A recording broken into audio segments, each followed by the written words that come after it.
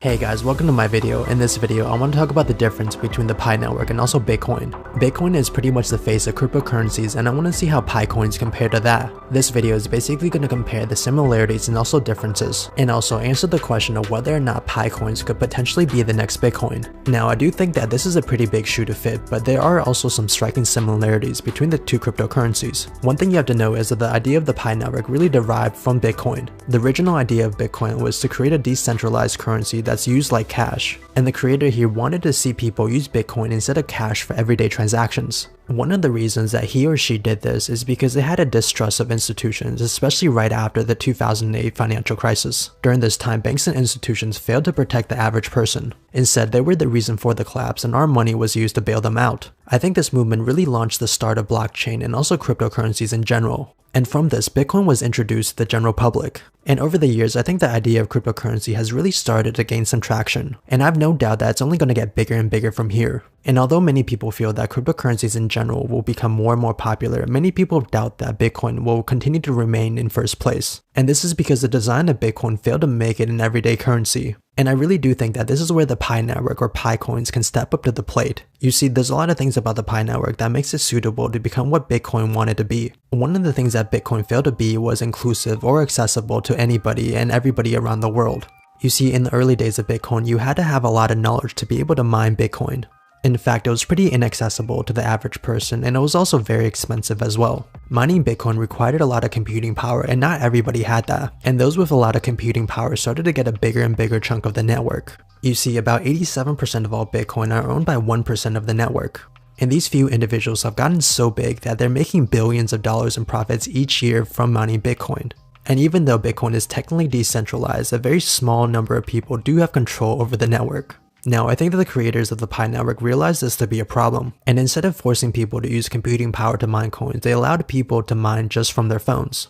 And anybody around the world will now have the ability to mine Pi coins from the Pi network just using a mobile device. I think this ends up creating a much more fair system compared to Bitcoin, and the wealth here is going to be much more evenly distributed among miners. And one of the reasons that this is possible is the network uses the Stellar Consensus Protocol. The basic idea here is that we're not actually mining any Pi coins from our phone. Instead, what we have on our phone simply serves as a record for the developers here, and the developers here are going to distribute Pi coins based on these records when the time comes. I think this is a pretty elegant way to bypass the need for computing power to be able to mine any cryptocurrency, and it also helps anybody increase their stake on the network by simply promoting it, thus basically creating a much fairer system compared to Bitcoin. And apart from being much more fair than Bitcoin, the Pi network does a great job at having an adequate amount of scarcity. You see, one of the problems with Bitcoin is that it's too scarce to be considered a medium of exchange or cash. There's about 21 million Bitcoins, and this makes Bitcoin much too expensive to be used like cash. As I'm making this video right now, a single piece of Bitcoin is around $50,000. And because of this, I can't see individuals making purchases with full Bitcoins. Instead, I only see corporations maybe using Bitcoin to make large purchases. And one of the things that I really love about the Pi network is that it balances this element of scarcity. In my other video, I was able to get a rough estimate of how many Pi coins there are out there,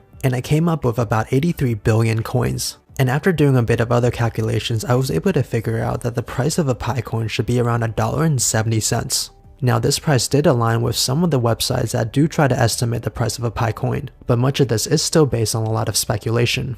What I can say for sure is that the price of a Pi coin would not be anywhere close to the price of a Bitcoin. Instead, I think the goal here is try to make the cryptocurrency usable in everyday transactions, and that might be anywhere from a couple dollars and beyond.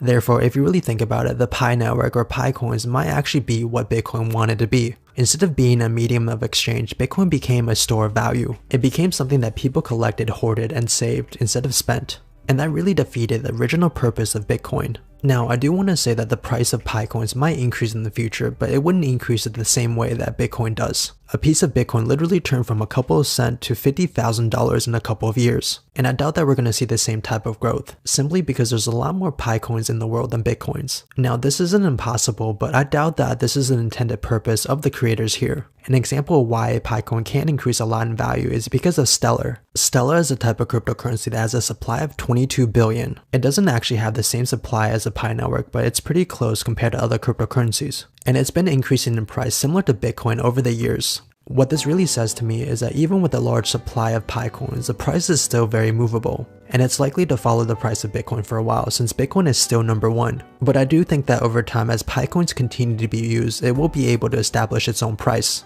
Like I mentioned about 1,000,000 times on this channel, price is determined by supply and demand. And as more and more people buy, use, or even read about the Pi network, the higher the price is going to be in the future. And this is because all these things create immediate demand or future demand for Pi coins. And unlike a lot of other cryptocurrencies who end up in the cryptocurrency graveyard, the Pi network here actually has a pretty strong network of supporters. This helps to make sure that the Pi coin doesn't die on release, and also helps to immediately protect and increase its price upon release. This basically makes sure that the Pi network doesn't suffer the same fate as Bitcoin during its early days. I think we've all heard stories of people throwing away hard drives full of Bitcoins, or using it to purchase the most ridiculous things like stickers or pizza. But one thing you have to realize is that many of these people didn't see a demand for cryptocurrencies back then. In fact, it's not hard to conceptualize that many of these people simply thought this craze was gonna die. And this is one of the reasons I love seeing promotional codes about the Pi network on my videos. This just means to me that the network is still very alive, and also that many other people will see these comments and some of them might even become interested in the Pi network themselves. I really do think that the referral system here is probably one of the most intelligent things about this project, because without it, this would just be another cryptocurrency out of thousands of other cryptocurrencies without any value. Instead, what we have here is that without the currency being officially launched, we already have people speculating about its value.